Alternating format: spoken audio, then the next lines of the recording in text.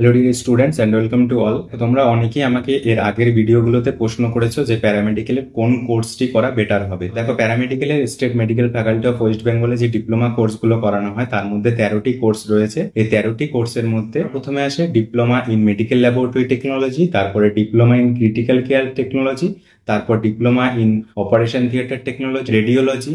এই কোর্সগুলো যদি তোমরা করো তাহলে কিন্তু তোমাদের ভবিষ্যতে কোর্স করার সাথে সাথেই তোমরা একটা চাকরি পেয়ে যাবে, প্রাইভেট সেক্টরে হোক বা গভর্নমেন্ট সেক্টরে। যদি বিএমএলটি বা ডিএমএলটি এই কোর্সগুলো যদি করে রাখো মেডিকেল ল্যাবরেটরি টেকনোলজি, তাহলে কিন্তু তোমরা কোর্স করার সাথে সাথেই বিভিন্ন প্রাইভেট ল্যাবগুলোতে চাকরি পেতে পারো। তো তোমরা যদি ডিএমএলটি বিএমএলটি কোর্সটি করো তাহলে কিন্তু তোমাদের ভ্যাকেন্সি, মনে করো যে প্রতি মাসে বা 2 মাসে ওয়েস্ট বেঙ্গল হেলথ ডিপার্টমেন্টে যে রিক্রুটমেন্ট সেকশন রয়েছে সেই রিক্রুটমেন্টের মাধ্যমে যে কন্ট্রাকচুয়াল রিক্রুটমেন্ট গুলো হয় সেখানে কিন্তু একটা না একটা রিক্রুটমেন্ট হতেই থাকে। এরপরে রয়েছে ক্রিটিক্যাল কেয়ার টেকনোলজি। দেখো, কোভিড এর পর থেকে ক্রিটিক্যাল কেয়ার টেকনোলজি আর অপারেশন থিয়েটার টেকনোলজি এই দুটো কোর্সের ডিমান্ড বেড়ে চলেছে।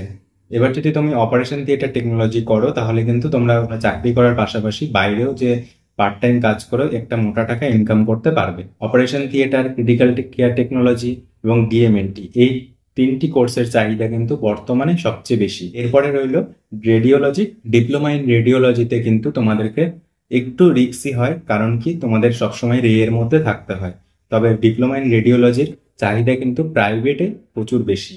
এরপরে রইল ডিপ্লোমা ইন ফিজিওথেরাপি এবং ডিপ্লোমা ইন ইকোকার্ডিওগ্রাফি অর্থাৎ ইসিজি। যদি তোমরা ফিজিওথেরাপি কোর্স করো তাহলে কিন্তু চাকরি করার সাথে সাথে বাইরে পেশেন্ট দেখতে পারবে এবং পেশেন্টের ফিজিওথেরাপি করতে পারবে ডক্টরের পরামর্শ নিয়ে। এছাড়া যদি তোমরা ইসিজি কোর্সটি করো, ইসিজি কোর্সটির করা থাকলেও কিন্তু তোমরা বাইরে পেশেন্টের কেয়ার করতে পারবে। যেমন মনে করো কোনো পেশেন্টের ডক্টরের পরামর্শ অনুযায়ী কোনো পেশেন্টের ইসিজি করে দেওয়া নিয়মিত। আর যদি তোমরা ডিপ্লোমা ওটি অপারেশন থিয়েটার করো তাহলেও কিন্তু তোমরা একটা বাইরে কাজ করতে পারবে, পেশেন্টের কেয়ার নিতে পারবে, যেমন বিভিন্ন পেশেন্টের স্টিচ কাটা, ড্রেসিং করা। তো এই কোর্সগুলোই হচ্ছে প্যারামেডিক্যালের সবচেয়ে ডিমান্ডেবল কোর্স এবং প্যারামেডিক্যালের এই কোর্সগুলোতেই চাকরি বেশিরভাগ হয়।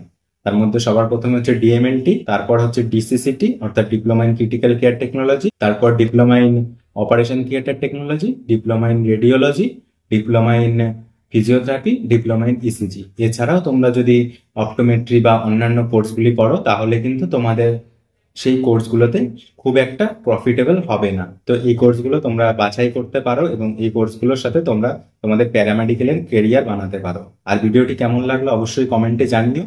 আর ভিডিওটি ভালো লাগলে একটি লাইক করে দিও আর তোমাদের বন্ধুদের মধ্যে শেয়ার করে দাও যারা প্যারামেডিক্যাল কোর্স করতে চাইছে। ধন্যবাদ।